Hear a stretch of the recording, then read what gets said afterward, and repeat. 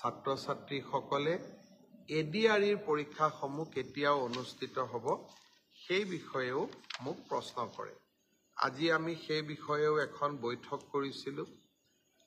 এডিআৰইৰ Assam direct recruitment examination, যাক আমি চমুকৈ এডিআৰই বুলি কওঁ, এডিআৰইৰ গ্ৰেড 3 পোষ্টসমূহৰ পৰীক্ষা 15, 22 আৰু 29 ছেপ্টেম্বৰত অনুষ্ঠিত হ'ব। মই আকৌ এবাৰ কৈছোঁ যে গ্ৰেড 3 পোষ্টসমূহৰ বাবে ইণ্টাৰভিউ 15, 22 আৰু 29 ছেপ্টেম্বৰত অনুষ্ঠিত হ'ব।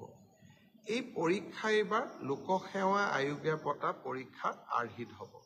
প্ৰথমতে প্ৰিলিমিনাৰী পৰীক্ষা হ'ব, তাৰ পিছত মেইনছ হ'ব, আৰু মেইনছৰ পিছত আমি ভাইভা প্ৰক্ৰিয়াৰ মাজেৰে আমি সমগ্ৰ ইণ্টাৰভিউ প্ৰক্ৰিয়াটো সমাপ্ত কৰিম। প্ৰিলিমছ এক্সাম তৃতীয় শ্ৰেণীৰ পদসমূহৰ বাবে 15, 22 আৰু 29 ছেপ্টেম্বৰত অনুষ্ঠিত হ'ব। আজি আমি জুলাই মাহত আছোঁ।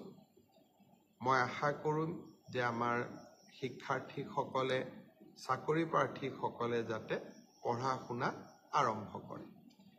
ঠিক সেইধৰণে চতুৰ্থ শ্ৰেণীৰ বাবেও আমি একেটাই ব্যৱস্থা হাতত ল'ম। প্ৰথমতে প্ৰিলিমছ, তাৰপিছত মেইনছ আৰু তাৰপিছত ভাইভা ভচি। গ্ৰেড 4 বা চতুৰ্থ শ্ৰেণীৰ পদৰো প্ৰিলিমছ 20 আৰু 27 অক্টোবৰত অনুষ্ঠিত হ'ব।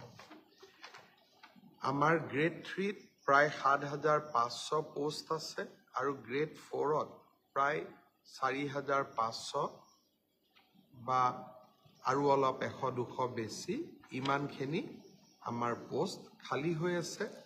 এটা স্বচ্ছ নিযুক্তি প্ৰক্ৰিয়াৰ মাজেৰে আমি এই পদখিনি পূৰণ কৰিম।